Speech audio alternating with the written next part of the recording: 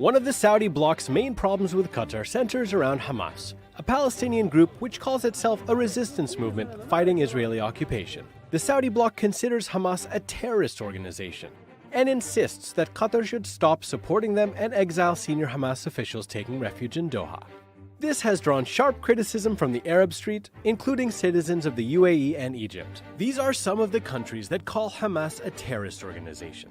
And these are some of the countries that don't. The European Union's top court took Hamas off its terror list last year.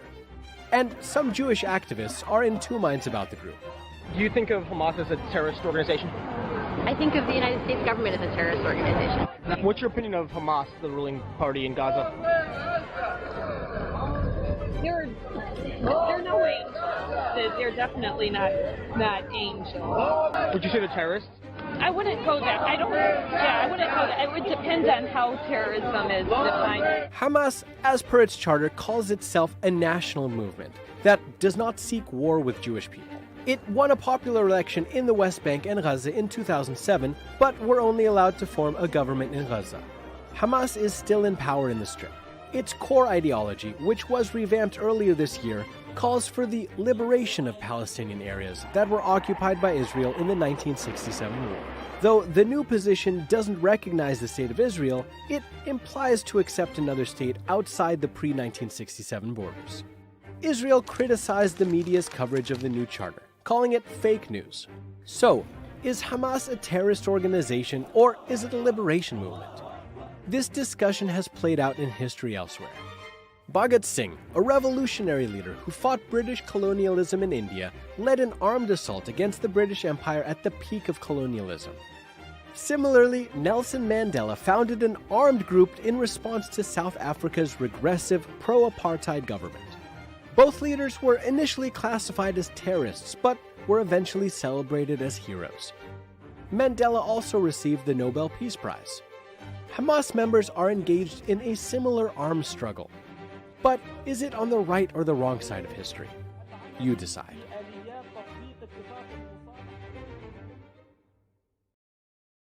Palestinian academic and an author of various books on politics and religion in the Middle East. He joins us live from Amman. So, Dr. Tamimi, the fact that Britain is following the policy of the U.S. and the EU, is this really such a big deal? Well, it constitutes a political victory for Israel and for some Arab countries, especially Saudi Arabia and the United Arab Emirates, who earlier classified Hamas as a terrorist organization. And the Saudi, UAE, and Israeli lobbies have been pressuring Britain and other nations to do the same thing. Yet, on the ground, practically, we don't really know what it means, what this will mean, because Hamas has no operatives in the UK. It has no institutions. Many of the Palestinians who live around the world, including the UK, sympathize with Hamas or support Hamas morally, because Hamas is quite popular among the Palestinians. But there is really nothing more than this. So I wonder what new things the British would want to incriminate. Yeah, and I was going to ask you about the timing of this. Is it that the British government is just trying to build better relations with the new Israeli government? Or what do you see as being behind this happening now? Well, this particular Home Secretary has been known for very close links with the Israelis, even during previous administrations. She was even once forced to surrender her post or resign her post because she went on an unofficial trip to Israel, meeting with senior security and political leaders in Israel. So probably personally she has something to do with it. But generally speaking, the wind is blowing not in favor of Palestine and the Palestinian people, especially with Arabs or an increasing number of Arab countries normalizing with Israel. And it is ironic because only a couple of weeks ago, we were discussing the Palestinian demand from Britain to apologize for the Balfour Declaration and to even pay reparations. But this has happened. Right, agreed. It's increasing marginalization. And Dr. Tamimi, it's always good to hear your insights. Thank you.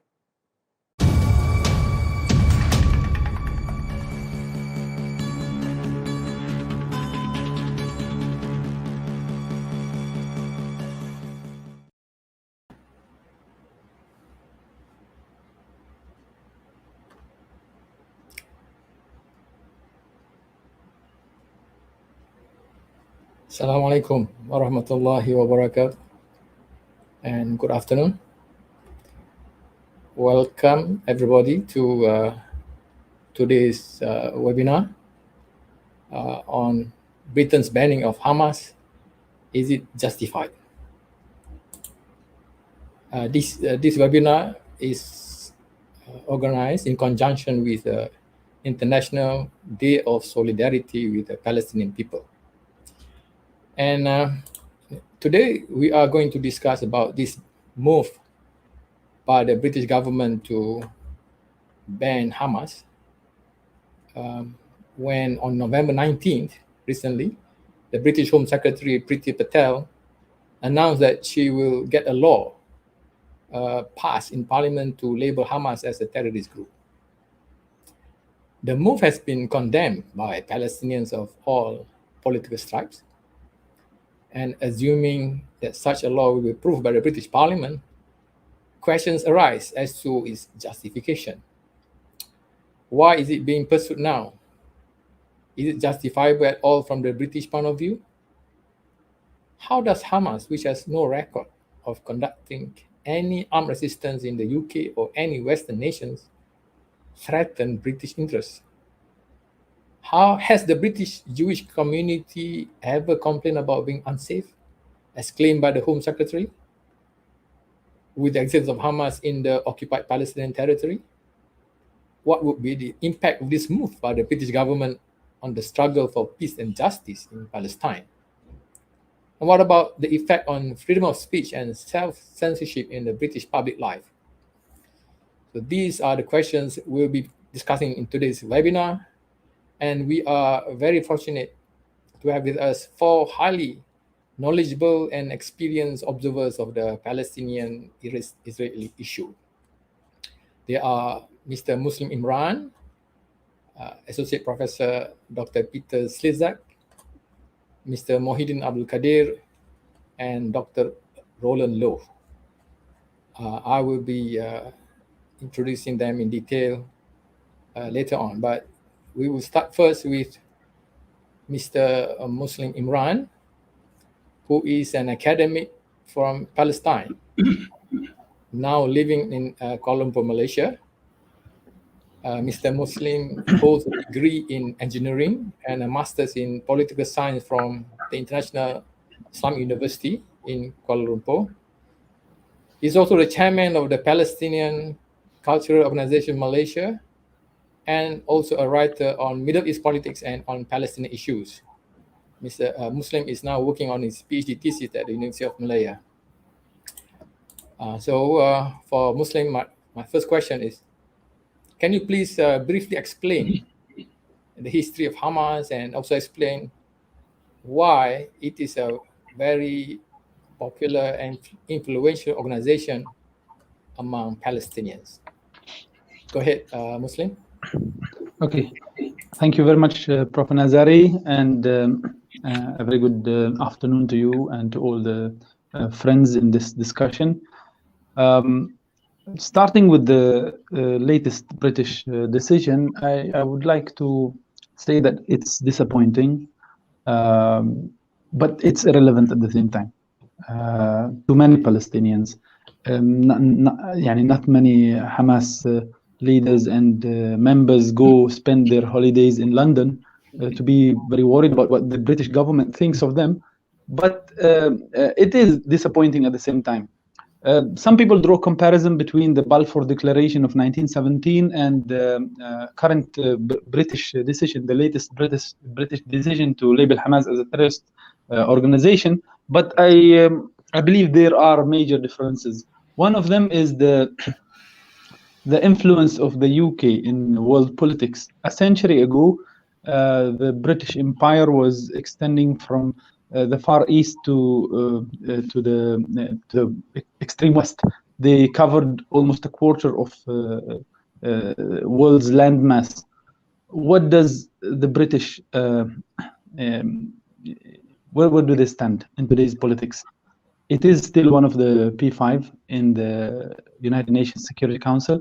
It is one of Europe's main powers. Still, it's a nuclear power.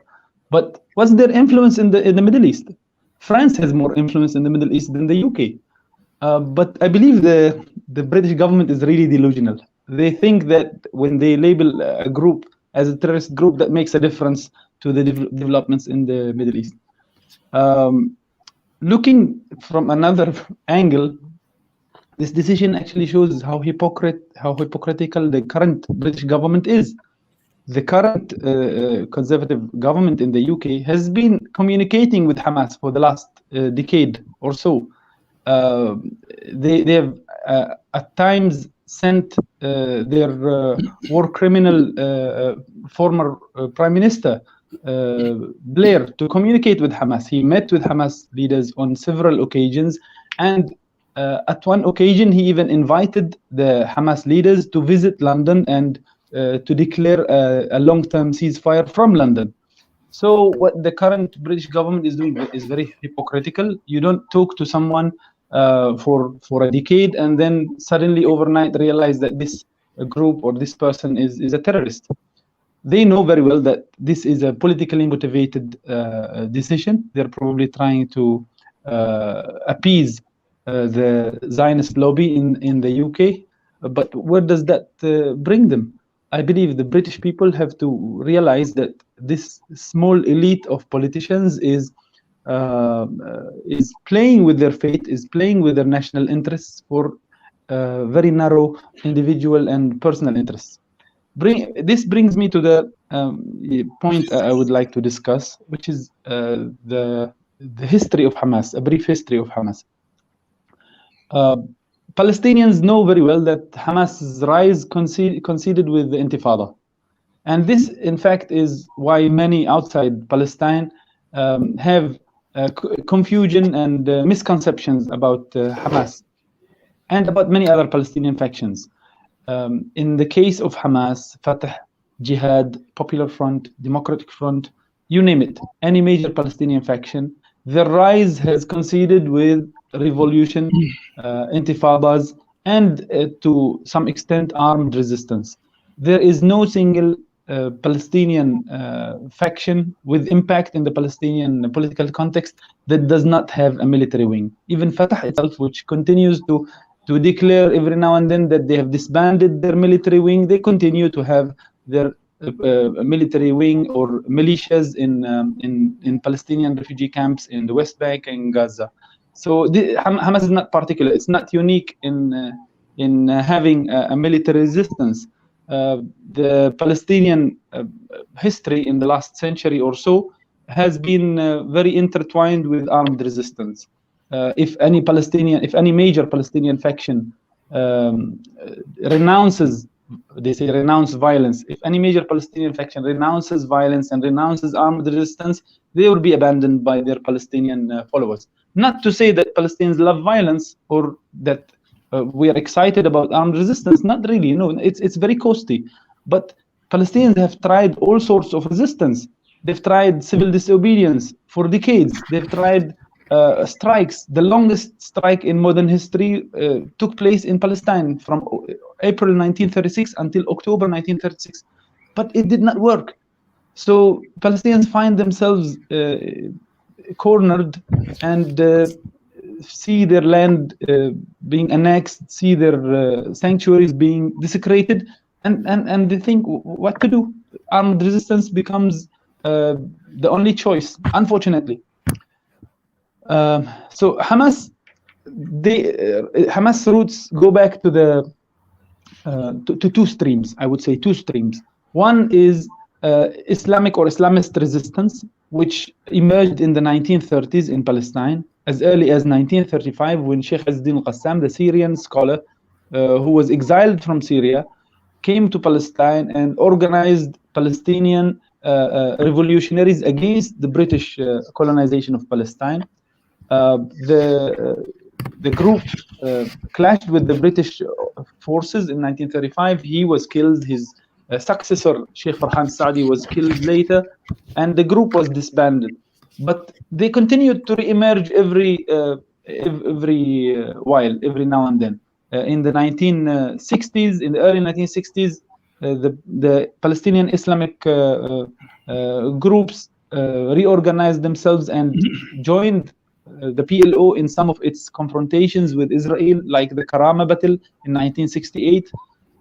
Again, in the early 1980s, Sheikh Ahmad Yassin and some Islamic scholars organized themselves and they clashed with the Israeli occupation forces on different occasions. And finally, in 1987, when the first Palestinian Intifada started, these scholars, ulama, activists organized themselves in the final manifestation, which is Hamas. So this is one of the major streams. And whenever you read the literature of the Palestinian, of Hamas leaders and writers, you always see them acknowledging the experience of Izzuddin al-Qassam and this Islamic resistance currents, which took place in the 30s, 60s, and early 80s. In fact, the name of the military wing of Hamas is Izzuddin al-Qassam Brigades, because they try to link with this Syrian scholar turned revolutionary Sheikh Izzuddin al-Qassam of the 30s. The other stream, the other major historical background that Hamas draws on is the Muslim Brotherhood presence in Palestine. The Muslim Brotherhood spread from Egypt to the rest of the Middle East in the 1940s, and by the late 1940s, it had several chapters in Palestine, in the West Bank, in Haifa, in Gaza, and elsewhere. When Nakba took place, when Nakba occurred, the Palestinians were scattered. Over half of our population became a refugee. But the Palestinian Muslim Brotherhood members reorganized themselves in the diaspora and within Jordan, because Jordan controlled the West Bank. They continued to exist as a social movement, not really interested in politics, but they continued to do reform, social reform. They continued to carry a social reform agenda, to try to propagate, their own ideology and da'wah within the Palestinian territories and in the diaspora. Their most important contribution was the participation in the late 60s with the PLO in military confrontation with the Israeli army. Eventually, these Muslim Brotherhood members who were scattered in the diaspora in the West Bank and Gaza reorganized themselves in the early 80s, and by 1987, when the Intifada broke out in the West Bank and Gaza, they announced the creation of a new political entity in the name of Hamas. So the Intifada started on the 8th of December 1987. Hamas' first declaration of its inception, or its first political statement, came out on the 14th of December 1987. And that new manifestation as a political group quickly turned into a resistance group. And they started early on as a political group without an armed wing, but because of the Intifada, the first Intifada, and because every Palestinian faction was actually confronting the Israeli occupation through armed means, Hamas quickly turned into a military resistance. And by the early 90s, it developed its other branches and wings, and it was to some extent crushed by the PLO when the Palestinian Authority was established in the 1990s. Its members and leaders were detained by Yasser Arafat's authority, and they continued to be subject to Israeli, of course, restrictions and repression. But with the rise of the Second Intifada, with the eruption of the Second Intifada in the year 2000, Hamas re-emerged as a major Palestinian resistance faction in first few years of the Intifada, Hamas, alongside Fatah, became the mainstream Palestinian political and resistance groups. By 2005, Hamas joined the Palestinian National Dialogue in Cairo, which was conducted by the Egyptians and in the presence of the new president, President Mahmoud Abbas. They accepted to join the Palestinian political system in the name of the PLO, and they accepted to join elections. In fact, from day one, they had no reservation to participating in a democratic process and elections. But the reluctance of Hamas in the 1990s to join the PLO was because of the conditions of the late President Yasser Arafat, who wanted to give to have a quota system, to give them 10 or 20% of the membership of the Palestinian National Council. And they rejected this on principle. They said, we would love to join an election, even if we get less than the 10% that you're offering us. But Yasser Arafat did not really fancy the idea of elections. By 2005, they joined the National Dialogue, they joined the municipal elections, they won big in the West Bank and Gaza. In 2006, January 2006, they joined the parliamentary elections, and they won a sweeping victory, about 64% of the Palestinian parliament. Fatah was shocked, the West was shocked, Israel was shocked, and interestingly, Hamas itself was shocked. They have not expected to win that big. The government of Hamas was boycotted by everyone, literally everyone. And this, okay, that's a loud sound. This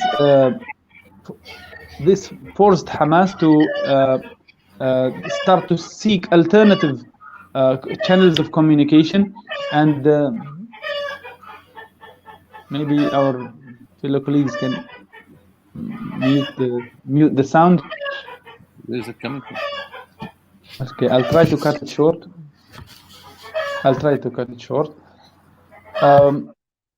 The years after Hamas formed the government were very difficult for Hamas because they won elections, but they were not recognized by the international community. And this actually brings up the question: if Hamas joins elections again and wins again, will the international community accept the result for democracy or not? That's a big question. From 2006 until 2021, Hamas continues to be one of the major Palestinian political factions in the Palestinian context. It's an opposition in the West Bank, but it is the government in the Gaza Strip. It has its network of international relations. It has its representative offices in so many countries in the Middle East and beyond. Its leaders meet with their counterparts in many countries, including European countries. In fact, including some countries that label them as a terrorist group, which again points to the hypocrisy of some Western powers. They continue to meet with Hamas leaders frequently. I'm not sharing a secret. In fact, anyone who communicates with Hamas leaders knows that they meet with European diplomats from almost all European countries, some American diplomats, and usually former diplomats, in order to avoid any repercussions. This is a very brief highlight of how Hamas came to existence and how its journey has been. Whether the international community lists Hamas as a terrorist group or not, it does not really have a direct impact on the popularity of the movement and on the membership organization of the movement in Palestine, because to the Palestinians, many support Hamas because it gives them hope of liberation and independence, and many others join it and support it because it's a social movement. Its ideology is center-right. It's not an extremist right-wing group. It's not. It's a center-right group. It offers them an alternative to the more secular Palestinian political factions. So it will continue to, I believe, it will continue to exist in spite of all these labels and restrictions. So back to you. Thank you very much to Muslim for that fairly brief explanation of the history of Hamas. Of course, you can talk for hours because the detail, because the Hamas has been around for many years, so the story can be longer, but we don't have that much time. But we have an idea now what Hamas is all about and why it's actually very influential in Palestinian politics. Now, our second speaker, our panelist is Associate Professor Dr. Peter Slizak, who is currently an Honorary Associate Professor of Philosophy at the University of New South Wales in Australia. His research and teaching basically is in the field of philosophy of science, philosophy of religion, philosophy of mind, philosophy of language, Galileo, and Descartes. He's the co-founder of the advocacy group Independent Australian Jewish Voices, and also an executive member of Australia Palestine Advocacy Network, or the short abbreviation is APAN, and also Palestine Support Network of Australia. Dr. Peter Slizak writes occasional opinion articles and appears in the media, public lectures, and debates on science, education, religion, and politics, particularly concerning Israel and Palestine. Peter visited Malaysia once before, and hopefully he can come and visit Malaysia again in the future. But for the moment, we would like him to explain to us on this issue of the banning of Hamas. Basically, we want to know, in your opinion, is this decision justified? And we also know that there is a likelihood of Australia also may do the same because Australia also has a very strong Zionist lobby. And why is it actually all these governments are so adamant to stop, to basically eliminate Hamas? Peter, the floor is yours. Go ahead. Thank you very much, Nazari, and hello, and thank you for the opportunity to speak with you. I'm very interested, of course, to have heard Muslim Imran's brief history. I'll start just by responding to an interesting remark that you made, Muslim. You asked whether, if Hamas is elected again, whether foreign governments will accept its legitimacy. The interesting thing about that is that they don't even mention in the mainstream media that it was elected. The most common presentation in the mainstream, quite respectable media, is to say that it took over in a violent coup without mentioning that they were democratically elected in a free and fair election, which was supervised internationally. So this is telling you something about the attitudes in the rest of the world, in the West. And the relevance of that to the question we're discussing is that I think it's obvious, as Muslim has said, this has nothing to do with Gaza and with Hamas and any difficulties it creates. I mean, if the question is, could this stop Hamas? It has nothing to do with Hamas locally in Gaza or elsewhere in Palestine. This is for domestic consumption. This is a way of demonizing Hamas, and in fact, the prohibition is against anybody now, as I understand it, who would indicate support for Hamas or wear, some item of clothing that is emblematic, or wave Hamas flag in a rally. They can now be imprisoned. So this is really for suppressing domestic dissent and support for Hamas, almost certainly because Hamas is known to be so popular, its popularity, especially because of the very justifiable bad reputation of Fatah and Abbas, and this is something that is, although it's now being discussed in the Western media slightly, even the New York Times had an account condemning the way in which Abbas and Fatah are collaborating with Israel and the US. This is no longer a secret in the West. And so it's an attempt to suppress a proper understanding of Hamas. And one of the relevant things I was going to add to this was the pattern. We have to see this in the context of a much larger pattern of the way in which terrorism, so-called, is discussed. And the point has been made by many people. I've been recently even interviewed about this and asked in a particular context about this. And it's very difficult to explain what I'd like to express now. The question is partly a linguistic or semantic one. If you take the word literally in some appropriate way, then of course the question gets answered in a very interesting way, because I mean, let me just, before I go into that, the usual use is a propaganda use. It's for ideological purposes. If you take the term literally, in fact, I will read a definition of terrorism, which is very interesting. But before I do, if you take it literally, the biggest terrorist organizations are the United States and certainly Israel, and people who count as terrorists include, and of course the little documentary that you showed beforehand was important because it showed, of course, Nelson Mandela, who was only in 2008 freed from this label of being a terrorist. So the purpose is propaganda in the West to demonize, and the general pattern is that national independence movements, resistance movements against occupation and imperial powers have always been described as terrorist because they're resisting and fighting for their national liberation. So this is a slightly complicated matter that has to be said, but that's what we're up against. So let me give you a couple of examples, and it's very relevant here to mention, although it's not exactly widely known. The founders of the State of Israel were all notorious terrorists.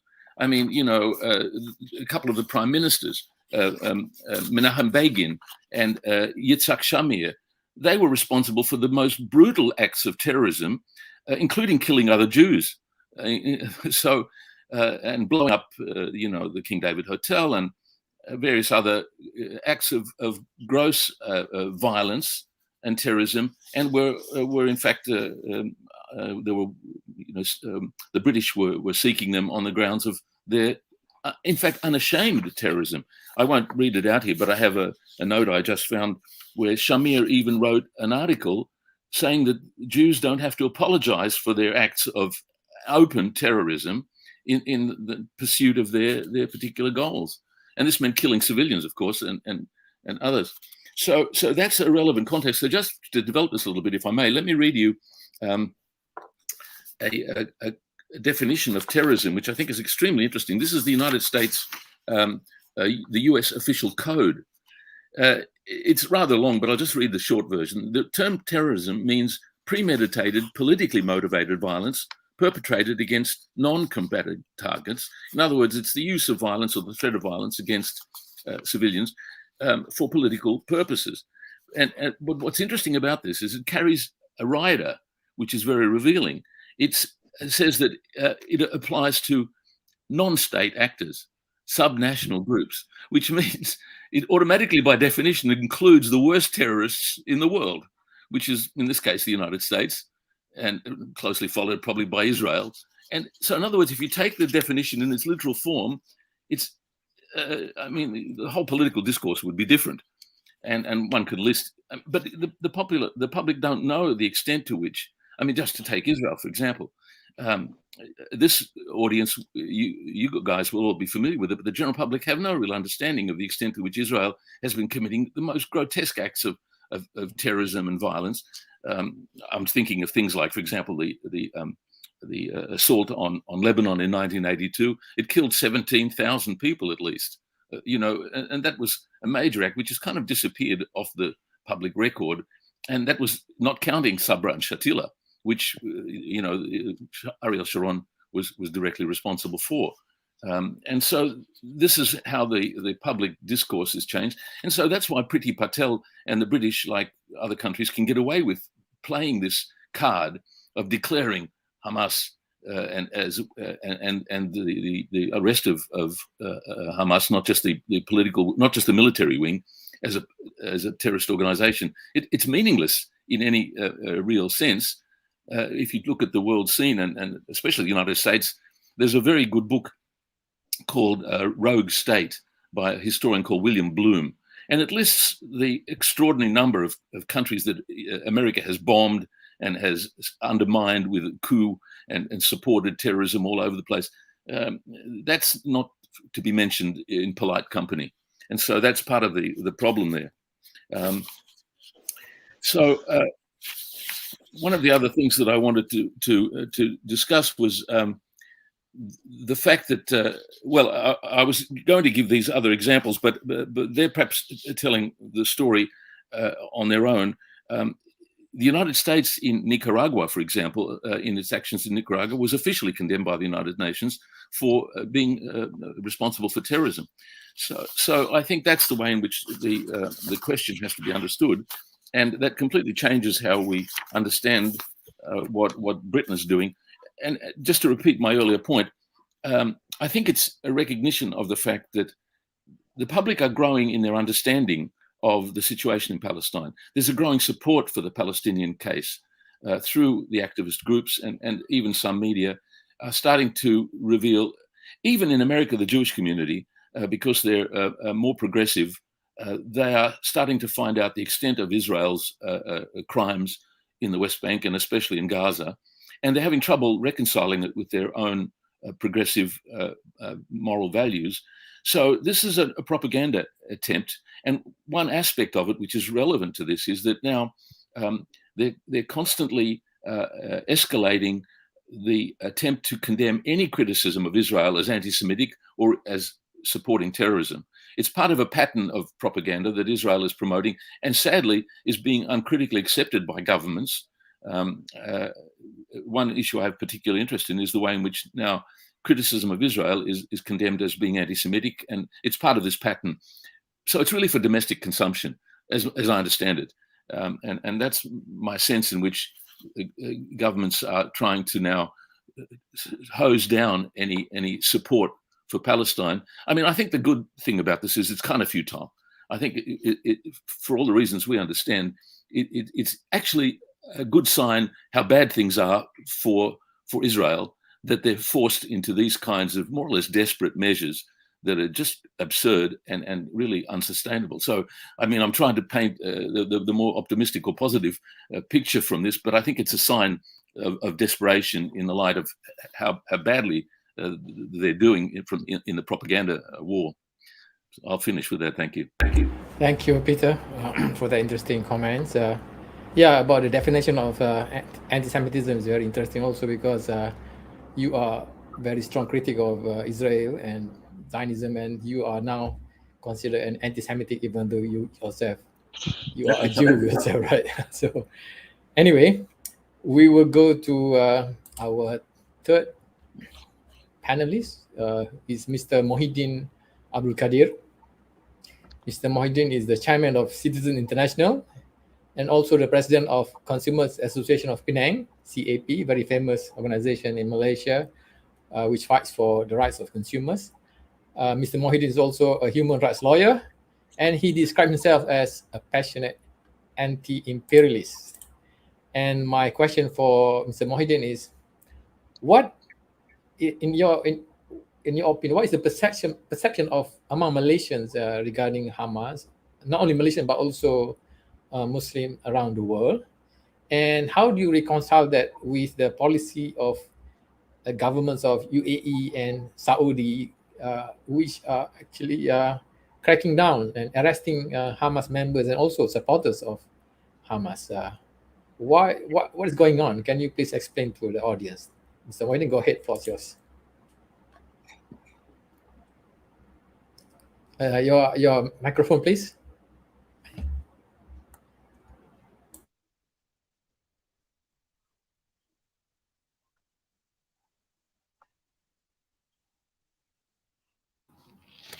Can you hear me? Yes, can hear you now. Yeah, go ahead. Before I deal with the question, let me just emphasize that Hamas is a national liberation movement which is recognized in the international law, in United Nations resolutions. It has a right to wage a struggle by any means, including armed struggle, to liberate a country, the homeland, which is under settler colonialism. This is a recognized legal right. So to label an organization which is carrying out, which is implementing its right to liberate its homeland from colonialism, a terrorist organization, is ridiculous, and it should be condemned by all right-thinking people in the world.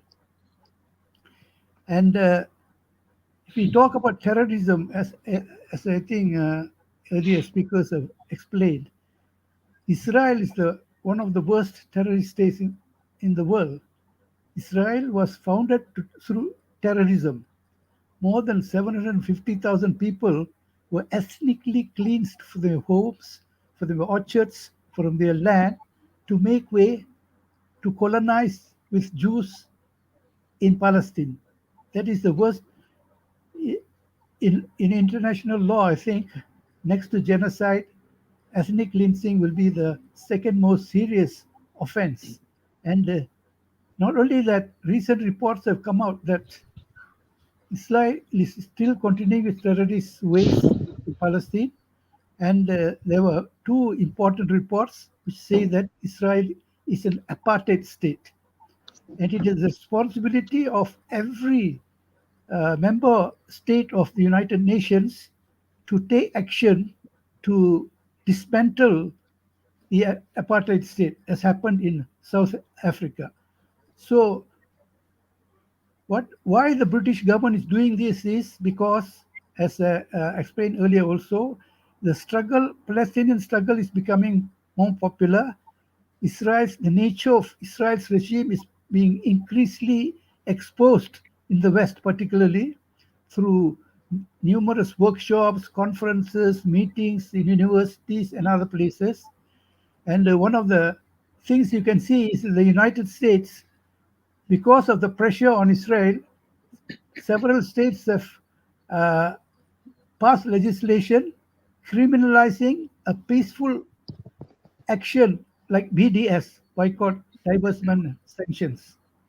Criminalizing it instead of welcoming a peaceful struggle to achieve certain objectives, political objectives, it is being criminalized. And also the election of a number of congresswomen and congressmen in the United States Congress who are prepared to speak up on Palestinian issues, who even called for the cancelling of arms deal with arms supply to Israel, is a new development, and it shows the growing popularity of the Palestinian struggle. And we have to keep on this track and not be intimidated by Britain and other countries which are trying to criminalize national liberation organizations, and any activity or cooperation with them is deemed a criminal act to punish people. I think that is very important. As for your question,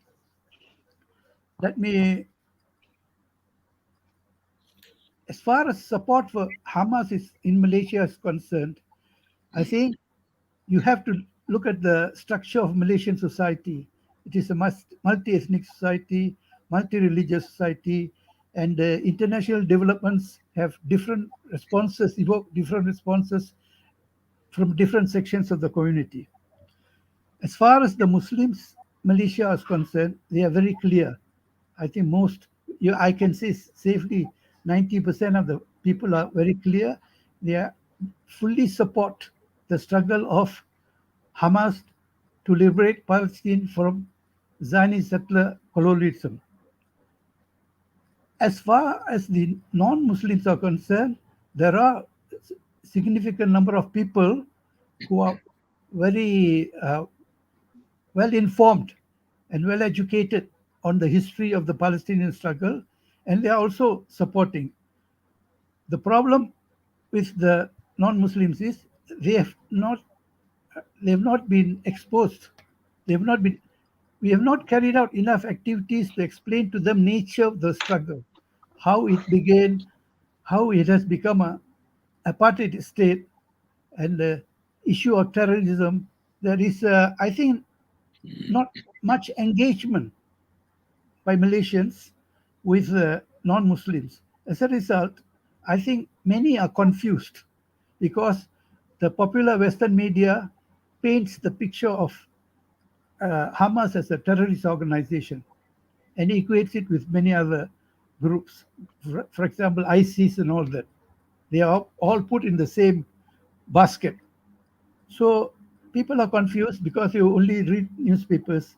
And I think what we have to do is carry out a very intensive campaign within the capacity we have to educate our fellow Malaysians.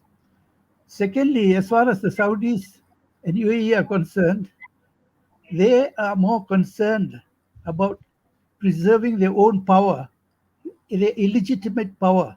They have no legitimacy to rule these countries. They have been put up historically by the colonialists. The Saudi regime didn't exist until the 1920s. It was created by the British. The UAE is also the same thing.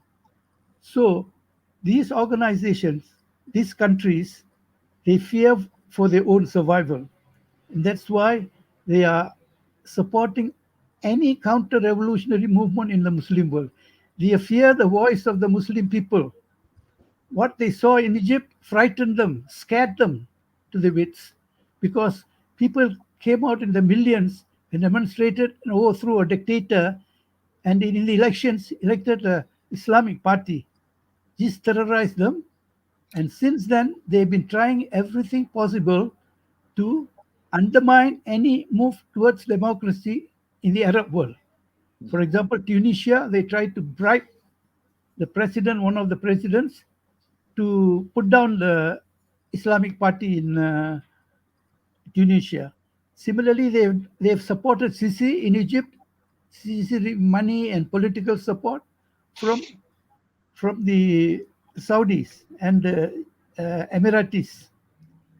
So it is their own desire to perpetuate their oppressive dictatorial rule over the people and to suppress any movement for democracy in the Arab world. That is why they want to be close to Israel. Being friendly to Israel brings them closer to the United States. And the United States will provide the protection they need to maintain their oppressive rule. I think that is very clear. Therefore, it is up to the people, up to the Arabs, up to those who support democracy to stand up and put an end to this type of dictatorial and oppressive rule in the Arab world. Thank you. Thank you, Mr. Mohideen Abdul Qadir, for that very interesting comment and a very strong comment as well. I hope you will not have any trouble if you go to visit Saudi or UAE in the future for your as a tourist or as to do your Hajj or Umrah in the future, hopefully, inshallah. But Mr. Mohideen, as he stated just now, is never be intimidated by any attempt to suppress the truth. So I'm sure he's not worried at all. Okay, our fourth speaker is Dr. Roland Loh, a Malaysian scientist based in London, whose field of research and expertise is exercise and health. But he is actually also a very passionate activist for the cause of freedom and justice in Palestine. He's involved in many demonstrations and protests in London, in front of the Israeli embassy, and also an ex-member of an NGO in Malaysia that calls for a boycott of Israel. So since Dr. Roland Loh is based in London, we think that it's good to know from somebody right now in London to explain to us why the British government now Priti Patel is now taking this move of banning even the political wing of Hamas. All this while it has not done so, but suddenly this change in stance. Why this sudden change in stance?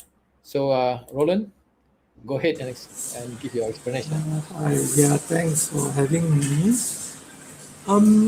I think one thing we need to look is firstly as to why now and not why they didn't do it in the past. It's because this is partially a historical artifact from the Irish struggle, because Sinn Féin is basically seen by many as basically the political wing of the Irish Republican Army, and has always often been accused as being basically the same as the IRA.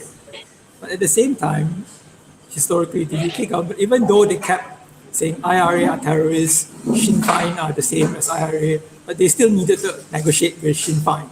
They couldn't just not negotiate at all, especially because the Irish struggle, the IRA, Sinn Féin, they have support in the USA. So the UK never negotiated with them.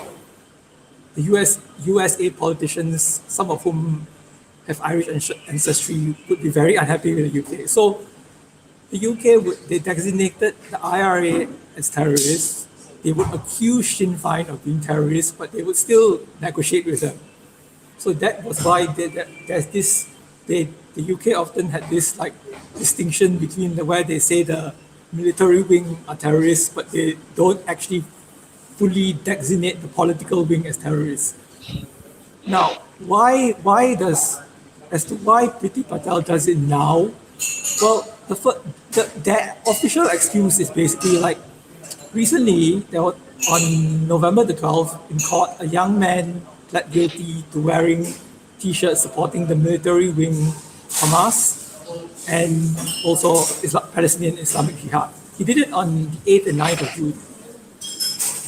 The thing is, he went to wear those T-shirts in Golders Green. For those who don't know, Golders Green is an area in North London that is very heavily Jewish, but not just very heavily Jewish, but also very heavily pro-Israel. Basically, the Jewish people who are not pro-Israel do not want to live there because of how pro-Israel that area is. I mean, I have lots of Jewish friends who basically went, because I lived there for a while, and when I went to live there, they said, "What? How are you pro-Israel?" Because so that is basically the official excuse that they're using. Basically, that this young man went to do something deliberately anti-Semitic and provocative in the Jewish area. That's the excuse that they're using. Now, as the video that was showed just now before the start of the talk, where Azam Tamimi, he already said when Theresa May was Prime Minister, Priti Patel was Secretary of State for International Development. So Patel was revealed to have secretly met with Israeli officials without informing the Prime Minister, without informing British diplomats. And this wasn't just a one-off meeting over coffee for 15 minutes or something like that. She met with them at least a dozen times. So it wasn't just once or twice.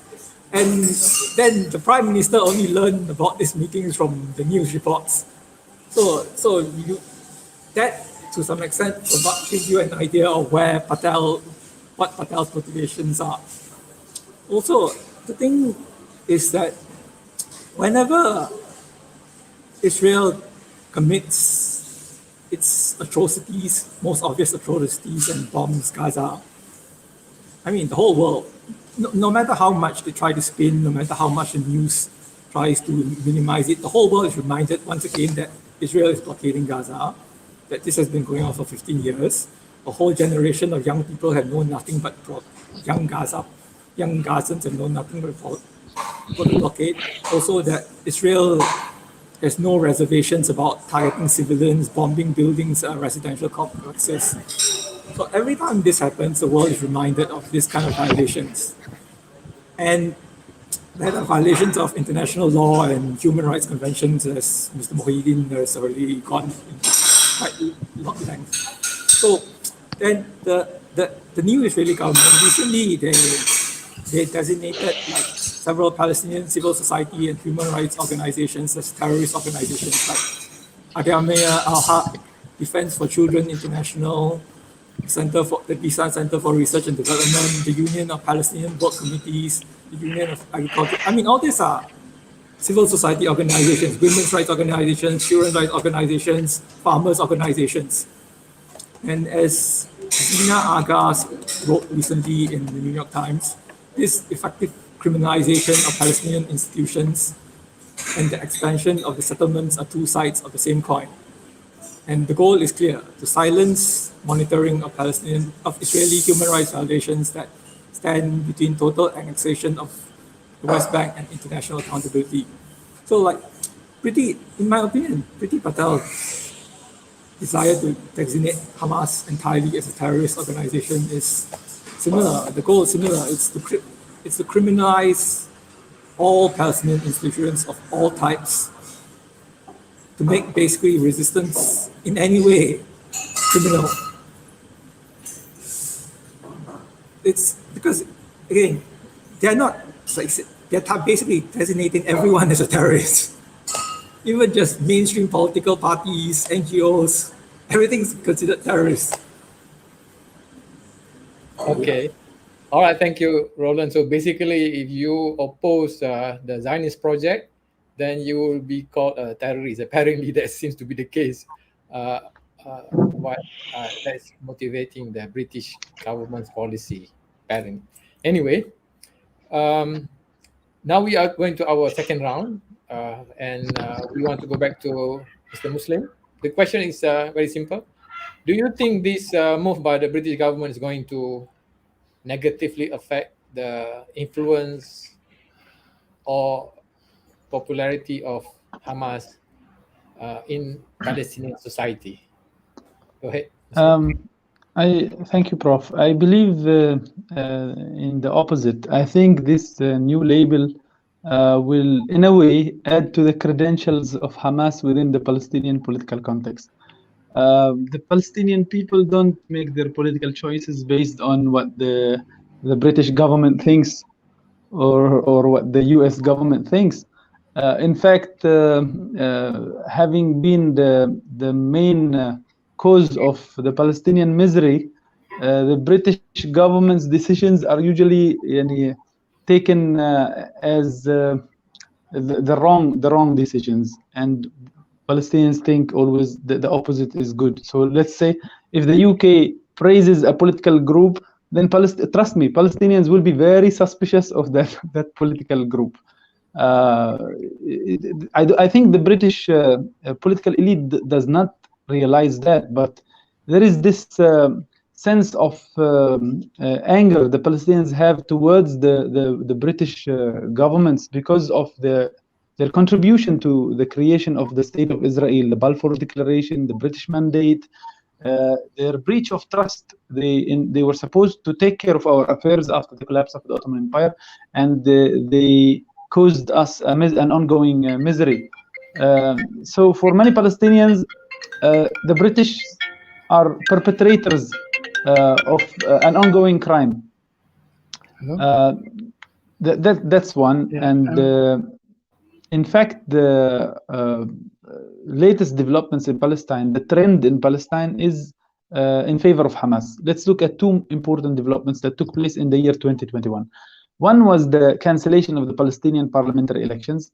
The other was the war on Gaza, or the Sword of Jerusalem, as Palestinians call it. The Palestinian political leaders agreed to hold parliamentary elections, presidential and parliamentary elections this year. And to some extent, both sides gave concessions and agreed to hold an elections that would pave the way for a unity government. It was President Abbas who cancelled the elections, not Hamas, not any other faction. His lame excuse was that Israel doesn't allow elections to be held in Jerusalem, but elections were held in 2006 in the same way.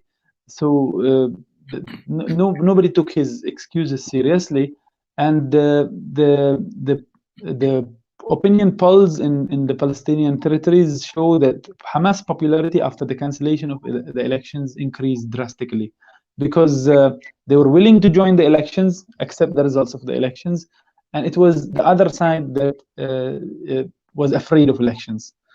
The second important development was the development in Jerusalem that was followed by the war on Gaza, the Sword of Jerusalem. By May 2021, Palestinians were unable, in fact, to stop the Israeli aggression on Sheikh Jarrah, Silwan, and Al-Aqsa Mosque. When the Palestinian resistance issued a warning on the day the Israeli police was cracking down on Muslim congregations inside Al-Aqsa Mosque, Israel did not take that warning seriously. By the evening of that day, Palestinian resistance rockets were falling on Israeli targets. This has, be it wrong or right, but I'm just describing what happened. this has increased the popularity of Hamas drastically in the Palestinian context. That the Palestinian resistance were serious, credible, and they were willing to do something to stop the Israeli aggression on Al-Aqsa Mosque, the third holiest place in Islam. Unlike the other Palestinian, side, which led by President Abbas, the Palestinian Authority, which did nothing, which he was silent, in fact, for the most part of the time of the development. He was doing nothing. These two important developments have skyrocketed Hamas' popularity within the Palestinian context. If an election is held now, I'm very certain that they will win a bigger majority than the one they won previously. Of course, there is a different political, a different electoral system now. We used to have a combined or mixed system, mixing Westminster and the proportional list system that enabled Hamas to win 64% in 2006. We have a new system, a proportional list system, and estimates say that Hamas might be able to win 40 to 45% of the seats. But that was before these two developments, before the cancellation of the elections and before the war on Gaza. If an election is held now, Hamas' popularity is at its highest. So the British label comes in an awkward timing. I mean, to many Palestinians, not just Hamas supporters, even Hamas foes, they're like, what are the British talking about? What this decision might cause is pushing Hamas closer to Iran, encouraging the military wing within Hamas, or emboldening the military wing within Hamas to probably become more hardline. And the UK is giving the wrong message to the Palestinian people, to all Palestinian factions, that your advocacy, your activism, your human rights, your struggle for human rights, your pacifist approach is not going to work. It's the other means that is going to work. They're sending this message to the whole Palestinian context. In fact, I heard from international human rights lawyers and activists, Palestinian friends. They were telling me that we have been wasting our time for years chasing Israel in international courts and documenting Israel's war crimes, when in reality these Western powers believe in power only. They think that Hamas is the major actor, and they take it seriously. They don't really bother about all the human rights efforts that we've been doing. This is the message that the British are giving the Palestinian people. They are pushing the Palestinian people to choose the more hardcore alternative. So I don't know if they studied this decision well, or it was quickly cooked. But I believe the repercussions aren't good for neither the British nor for Israel. They are pressuring the Palestinians to have a paradigm shift. Not all Palestinians would naturally support armed resistance. Of course, in every society there are different approaches. But this decision tells all the Palestinians that your other approaches aren't working. The only approach that's going to work is armed resistance. So maybe they have to think back about this decision, because if it could produce results, it would have produced results long ago. Most Palestinian resistance factions are actually listed as terrorist groups, like the Popular Front, the Democratic Front, and others. Even Fatah itself, I think, even though it was welcomed by European powers, but it lost its popularity within the Palestinian context. Yeah, back to you, Prof. Okay, thank you very much, Muslim. Now we go back to Peter. Your comment now. What this move, the British government and US government, the EU always talk about wanting to see peace in the Middle East. So what is your judgment on, what's your comment on assessment? This kind of move, does it help to create peace in the Middle East? Go ahead. No, of course not. And I think it's not really intended to. And really, talking of peace, I think, is misleading. The activists here in Australia will always say that it's not just peace, it's peace with justice. And that's very important because in a certain sense, there's peace now. I mean, apart from the flare-ups, and really it's not even war, it's just this atrocity that Israel will commit occasionally in Gaza and the ongoing blockade and so on. So I think it's always important to say that the question is and I think the preferred option for Israel is to maintain the current situation of it's neither one state nor two state nor liberating Gaza. It's maintaining this indefinitely. That seems to be their preferred strategy. But let me pick up something very interesting that Muslim has just said. The question is difficult from the point of view of the Palestinians. Clearly, as he rightly points out, resorting to peaceful means and attempts to negotiate. And of course, I'm aware of the fact that Hamas itself has for years on the record repeated attempts to make negotiations and agree on an internationally shared view of UN 242 and so on. Israel clearly doesn't want to, and nor does America want to, negotiate with Palestine. In fact, Sarah Roy, who's one of the world's leading, the Western experts on Gaza, who's written on Hamas and so on, she made a very powerful point, which I think is relevant here. The reason that Israel and America don't negotiate with Hamas is because they know they can. They know very well that there have been opportunities and they have repeatedly not been willing to make some settlement. So let me pick up the point that I was interested in hearing what Muslim has said. It leaves the Palestinians in this very difficult dilemma of whether to resort to armed, violent responses. This is very problematic. If we're talking about the West, it plays badly in the West in the sense that it doesn't help their cause. I'm sorry to say, it leaves the Palestinians in a very difficult situation. I was discussing this when I was there with you in Malaysia, and I was very interested to hear, but it was awkward for me because I don't want to condemn what the Palestinians are doing. I'm simply reflecting the response of the West. In a way, it plays into the hands of the West if they resort, especially to certain kinds of violence. Armed resistance is legal in international law.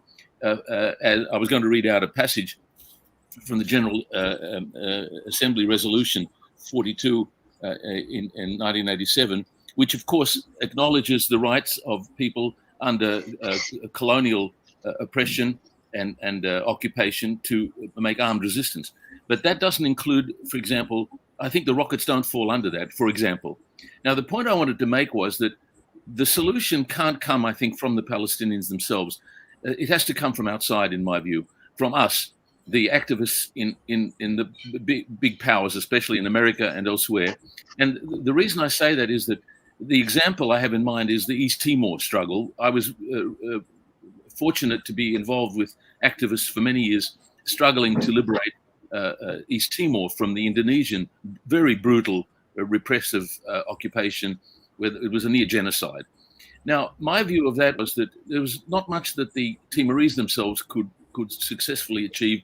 It depended on worldwide activism and constantly keeping the issue alive and forcing governments to confront it. And I think in the end, my reading of it was that in the end, that made the difference. America washed its hands of it before even Australia did. And it was the activists on the outside that forced the big powers. My view is that the difficulty for Palestine is that until America, for example, decides that it's not in its strategic interest and it tells Israel it's not going to keep supporting it, I think that's going to be the solution. And that's very, in a way, I mean, that's the positive take on the dilemma that is facing the Palestinians. Muslim is quite right that it leaves them not with no options. I mean, seeking peaceful negotiations has been rebuffed repeatedly. I was reading, as I mentioned a moment ago, the number of times that Hamas itself has indicated a willingness to make a permanent settlement on the internationally agreed arrangements, a two-state solution. Clearly, they don't want to, and that's why I think we in the West and the powers have a very large responsibility to press, because that's where I think the real difference is going to be made. Thank you. Thank you, Peter. Very, again, strong words for you. Basically, you are saying the activists in Australia, in the UK, in the US, they are the ones who need to work harder to convince their governments to stop supporting the Zionist regime of oppression in Palestine, right? That's basically your doing. And it's working. If I could just add, it's working because at universities, for example, there are huge outrages of in Bristol University in the UK and elsewhere, activists who are simply telling the truth are now being sacked from universities, but that's causing a huge outrage. So it seems to me that this is all where the changes will be happening. All right. So the outrage is not being covered by media, so we don't really know. We are not really aware of that. So basically, what's happening is the more you try to suppress the voices that support freedom and justice, the more outrage among the public that you are saying, right, Peter? Thank you very much. Can we go back to Mohideen now? Your comment, please, about this move and whether Malaysian Muslims, especially those who are visiting the US, the UK, are they going to be intimidated or not with this move to ban Hamas and to criminalize any overt expression of support for Hamas?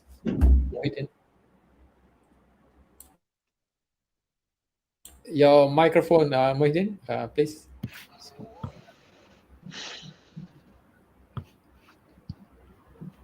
I think you can. Yeah, we can hear you now. Can you hear? Yeah. First, let me follow up on what Muslim Imran said about the May 13th, the May war on Gaza. Hamas gave an ultimatum to Israel to remove the troops from the Masjid al-Aqsa compound and Sheikh Jarrah area. And when it was not followed up, they fired rockets into Israel. And for the first time, this is a very significant development. All this while, Israel has been tried to fragmentize and divide the Palestinians. The Palestinians in Israel, the Palestinians in the occupied territories, the Palestinians in refugee camps outside. So this incident brought all of them together, and for the first time, there was a real unity among the Palestinian people. There were demonstrations everywhere, including inside Israel itself, in support of Hamas. So not only there, even internationally, there were demonstrations supporting what Hamas was doing. So this is an important development. For example, it broke the myth of trying to divide and rule adopted by the Israelis. And for the first time, the Palestinians feel we have to unite and we have to act as one. This is the important message of that incident. As far as the problem we may have with Britain and the US, I think they cannot criminalize us for what we support in our own countries. If you go to England and if you wear a Hamas T-shirt or something like that, they might prosecute you. I think they don't have to fear that. That is, if you want to go to these countries. I'm not going to these countries. So, but I think I have 7 suggestions. It should not be an issue just discussed in webinars. I think it must be followed by action by civil society. And BDS Malaysia can take the initiative to get a number of Malaysian NGOs who have been working on Palestinian issues to form a coalition to respond to what Britain is doing. Firstly, I would recommend that we should jointly issue a statement condemning the British government for designating Hamas as a terrorist organization. The second thing we should do is hold a demonstration, a peaceful one, in front of the British High Commission, demanding repealing of the designation of Hamas as a terrorist organization. The third thing is we should reinstate our buy last British policy. Remember Mahathir introduced buy last British policy? We should revive it. And fourthly, we should intensify the BDS campaign. BDS campaign, there's a lot of things coming through Singapore into Malaysia. For example, Sharon fruits and all that, named after Sharon. So we should intensify, we should monitor what's happening and prevent the trade between Israel and Malaysia indirectly. And fifthly, we should lobby our government and opposition to pass a resolution in Parliament recognizing the right of self-determination of people and the right for Palestinian organizations to wage a struggle in accordance with international law and UN resolutions to liberate their country from settler colonialism and apartheid. Sixthly, we should launch a symbolic campaign calling on every Malaysian to contribute 1 ringgit. You may collect 1 million. 1 ringgit a person to show that we are opposing the designation of Hamas as a terrorist organization by Britain. This is an action that we should do. Go to every place, temple, mosque, churches, public places, and collect 1 ringgit. And finally, call a regional meeting. You know, we are going through a crucial stage in the struggle of the Palestinians. The balance of force is, I think, slowly turning in favor of the Palestinians, as some of us have discussed in this webinar itself. So we should cash in on it, and we should call a strategy and planning meeting of regional organizations, particularly Indonesia, and work out a plan for dismantling the settler colonial and apartheid regime in Palestine. I think I will leave you with these 7 suggestions.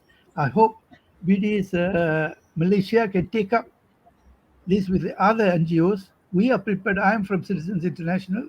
I'm prepared to come in and help in this effort. Thank you. Thank you very much, Mohideen. So our last panelist, we have 2 questions for you. Number 1 is, can you please update us? Has the law been passed? Because when I read the report, it was supposed to be passed this week in British Parliament, but so far no news yet. So can you please update us what's happening there?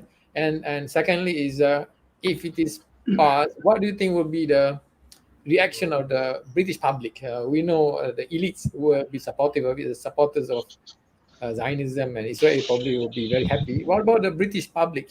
Can you tell us what's the sense, what's the feeling among the everyday people?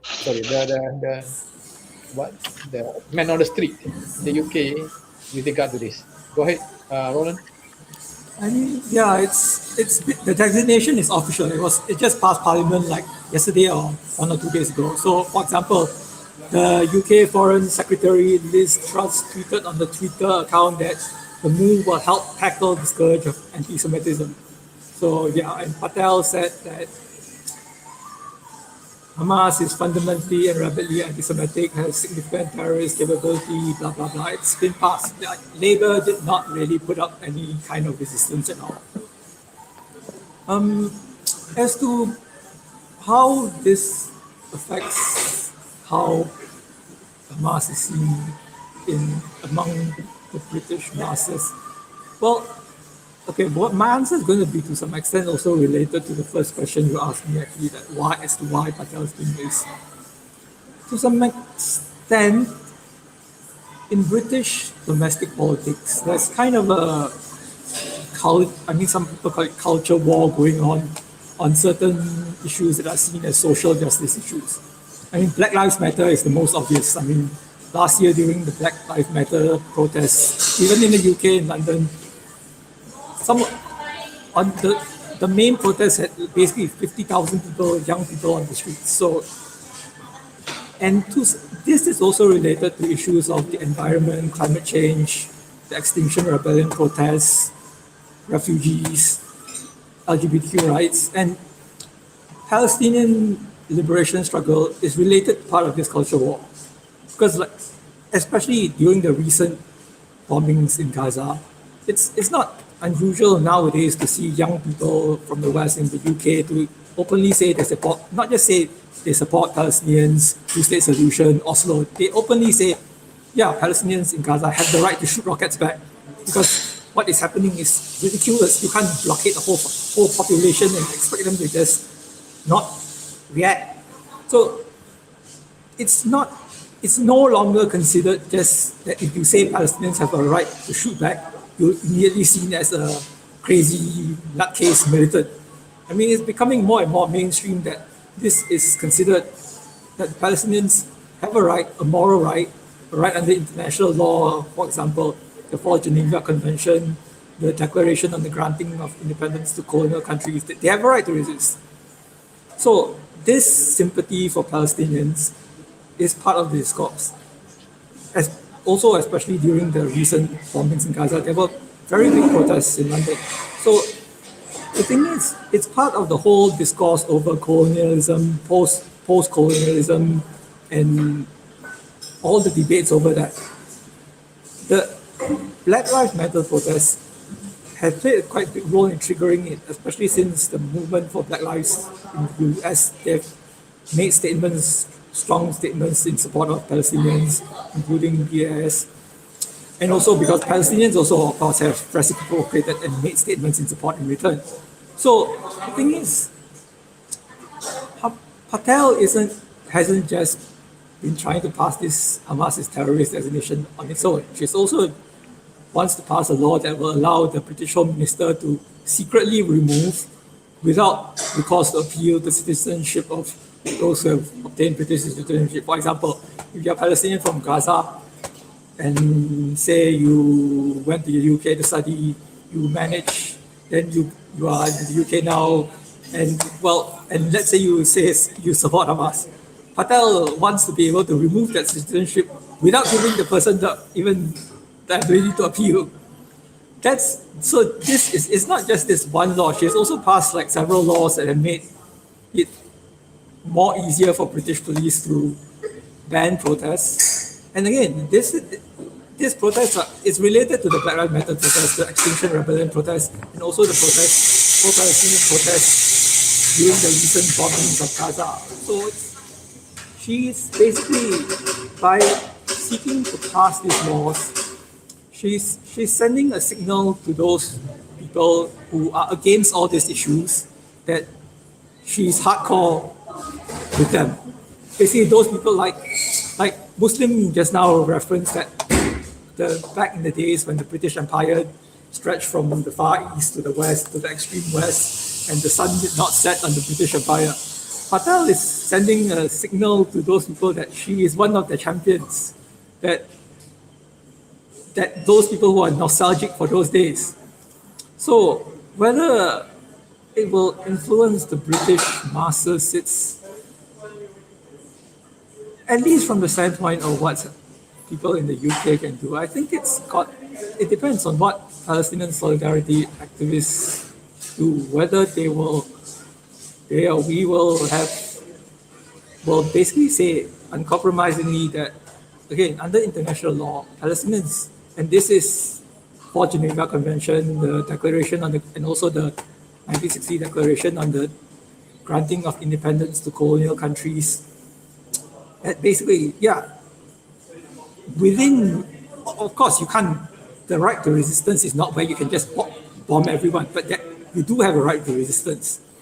And also, I think the British activists need to say, as was shown at the video at the start, that again, what Hamas is doing is not really all that different from what Nelson Mandela did with Nkonto Wa Siswe, which is the armed wing of the ANC. I mean, what Yahya Sinwar of the Hamas leader said as to why the Palestinians do this one struggle, and also as Muslims said, it's not because they like violence or what, but it's because, again, they have tried civil struggle, they have tried popular struggle, they have tried protest, they've tried Great Return March, they've tried made appeals to the International Criminal Court, they've tried human rights approaches, and just as Mandela made the same argument too, like the ANC, they tried all these things too. They were just, when he was prosecuted in 1963 during the Rivonia court trial, they said, we tried all these things and all we are met with is iron fist.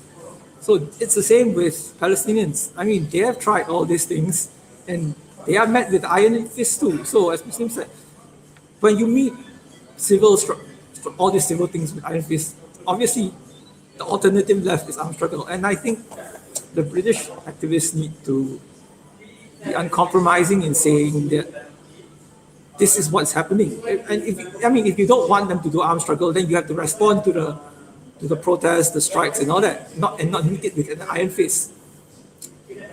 The other thing also is, I think one issue is because of this often designation of Palestinians' struggle as anti-Semitic, there's a lot of some social justice activists on other issues, other human rights issues or whatever, for example, on environment, climate change and all that, they are reluctant to openly associate themselves with the Palestinian struggle. Like, privately, they will support, but they are reluctant to officially associate their organizations and all that with the Palestinian struggle. So, I mean, for example,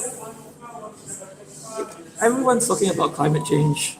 What Israel is doing is very relevant to environmental issues, to climate change, on the way they're clearing trees, destroying olive groves, the way they just grab all the water resources.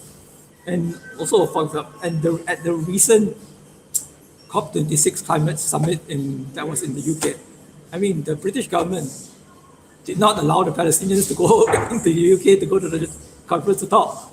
All this is relevant to climate change issues, and basically, so activists on other issues need to get involved too, and not just because they are afraid of being accused of anti-Semitism. They don't want to be officially involved. I mean, I know people who care about environmental issues, human rights issues in the UK. And many of them are privately sympathetic to Palestinian struggle, but they are reluctant to be officially involved. So they'll support privately, but they won't make official. They won't have their organizations, the NGOs or whatever, make official arguments. So I think they need to stop being so afraid, because the British masses don't really spend much time focused on Palestine. So and the thing is, for those of us, the Israelis are seen as, okay, obviously biased, but also those of us who are very involved are also seen as biased. So the so-called unbiased types who care about social justice issues need to get involved too. Okay, thank you, Roland, for that comment. But which is I want to follow up with Peter, is that he says now even the many NGOs which are involved in social struggles for justice are now reluctant to talk about Palestinian issue because they don't want to be accused as being anti-Semitic. Now, so if you recall back what Muslims said just now, is that the Palestinians are saying, if the Western governments and NGOs are reluctant to fight for our cause, then actually we can't rely on them. We have to do it ourselves. And when we have to do it ourselves, we have to do it all the way, meaning whatever is necessary to liberate our country. But then Peter then said that it's not going to help your cause. But then, as Roland said, the NGOs are now censoring themselves. So they are this. How do you overcome this dilemma then, Peter, and then Muslim? Can please comment on this? Go ahead. Go ahead. Sorry, Peter, your microphone. Thank you. Thank you. Look, I'm more optimistic. It's not just NGOs, it's the general public, it's the media. I'm watching here in Australia the usual struggle between the broadcaster, for example, the national broadcaster, the Australian Broadcasting Corporation, that's constantly fighting a battle with the Israel lobby. Every time they do anything that's remotely pro-Palestine, they get attacked and criticized. But the sign is that they're on the defensive, as I said before. And this is a good sign. It means that there are pressures coming onto the media, onto government. I think, as Muslim said too, the Palestinian cause is gaining traction and support. It's too slow, and we would like to see it faster. But I have to repeat, my conviction is that it's we on the outside that have the future of Palestine in our hands.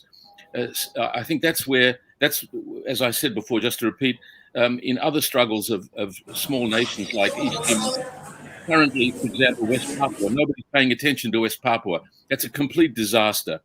And I think because of the power situation, the big powers determine how things turn out. And that's why the populations inside the governments of these countries are crucial. And the activists are crucial, the advocacy groups. And as I say, I see good signs. I think it's too slow, but even the media here are under increasing pressure to be more open and more honest about how bad things are in Palestine. So I'm seeing that that's the formula.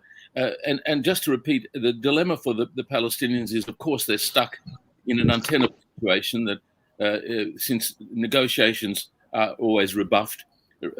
I think that the difficulty is that they simply need to help us as they do in making our case as strongly as we can.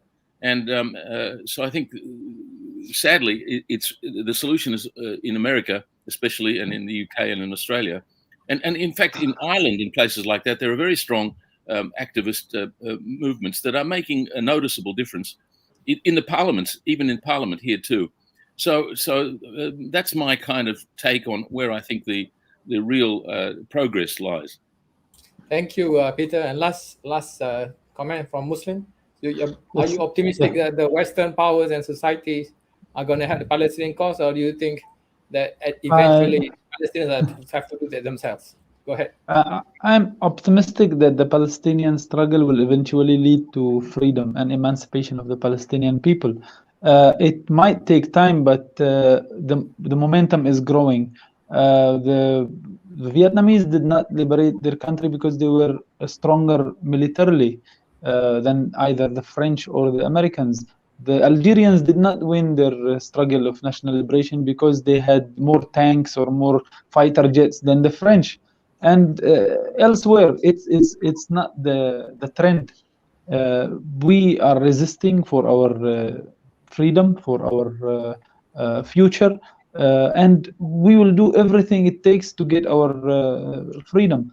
And Israel can have tanks, fighter jets, nuclear power, but that's not going to deter us from trying to get our freedom. You look at the example of the 6 Palestinian prisoners in Israeli jails. These people were going to stay in prison for life. They dug the floor of the prison with spoons. With spoons. This is unimaginable. And they went out. Okay, at least they got 3-4 days of freedom. This is very symbolic. This is happening with our people. We will get our freedom, inshallah. So I am very optimistic. And the second point I want to make before we end our discussion is about anti-Semitism.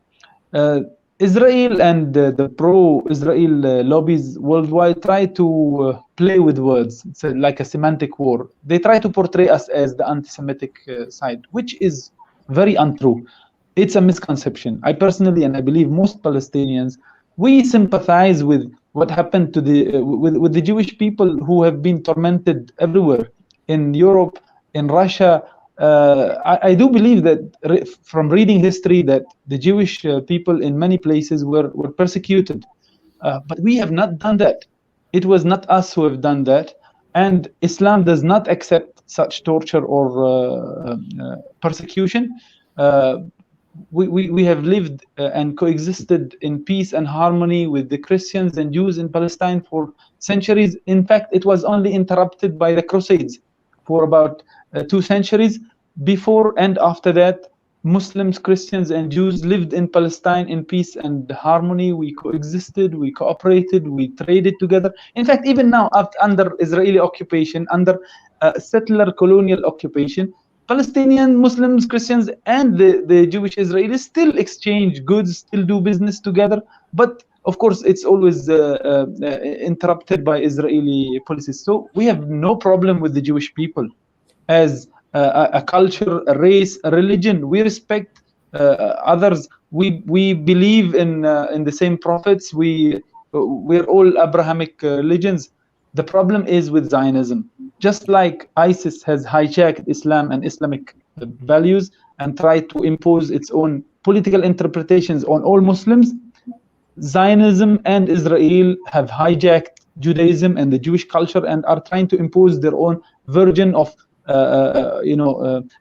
political ideology on the rest of the Jews and on the Palestinians. We will not accept that to continue. Eventually, this will be brought down, inshallah, with the determination of the Palestinian people and their supporters worldwide. And this makes the role of people in the West and our Jewish advocacy, activists and friends, this makes their role very, very instrumental in bringing down Israeli apartheid.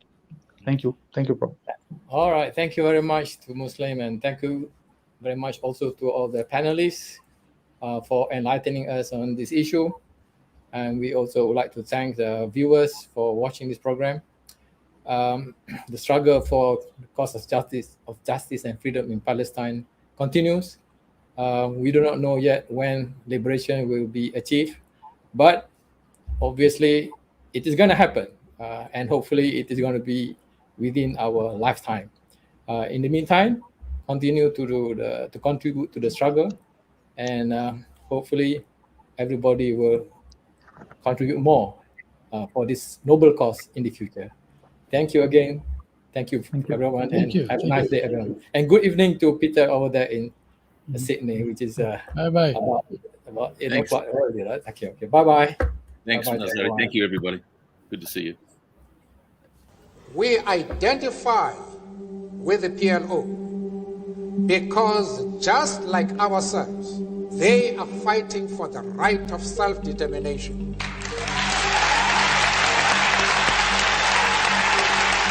Apartheid is an Afrikaans word meaning separateness or the state of being apart. So why is Israel called an apartheid state? In 1961, the South African Prime Minister and architect of South Africa's apartheid policies, Hendrik Verwoerd, himself recognized the similarities between his country and Israel.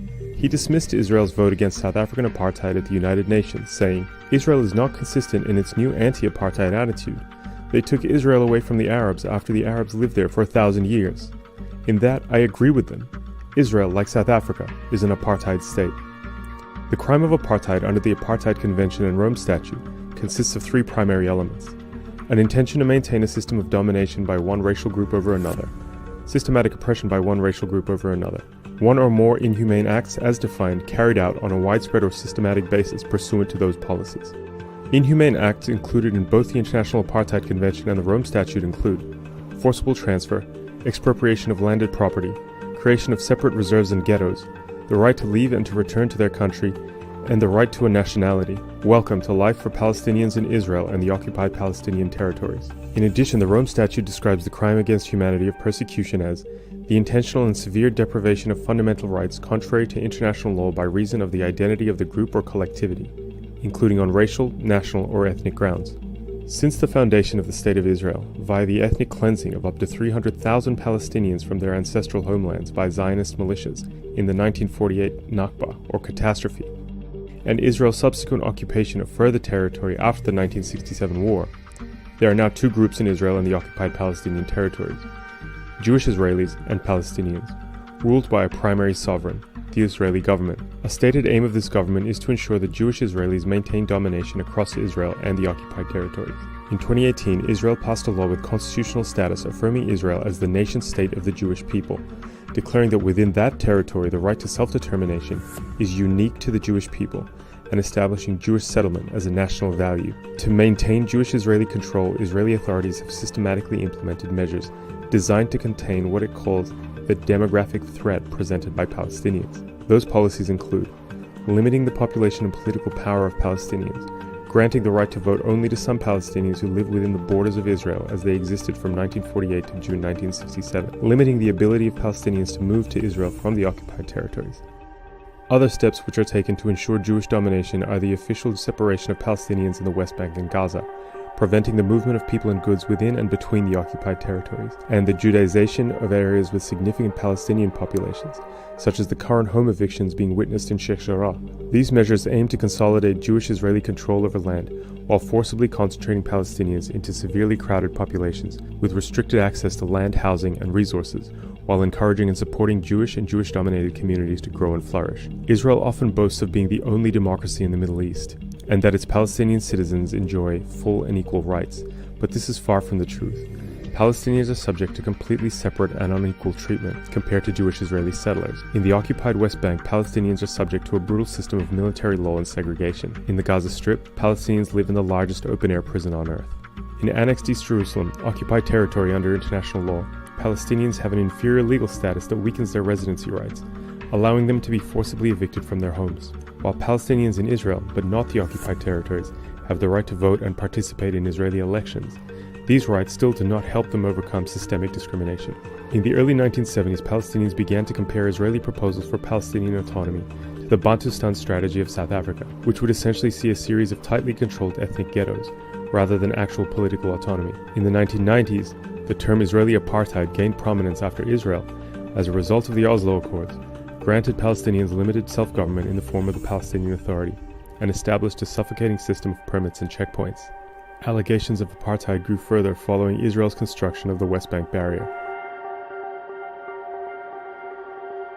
Israel continues to punish Palestinians in the occupied territories with a number of ongoing abuses. Severe restrictions on the movement of 4.7 million Palestinians, the confiscation of land, harsh conditions including the denial of building permits, the denial of residency rights to hundreds of thousands of Palestinians and their relatives, the suspension of basic civil rights such as freedom of assembly and association.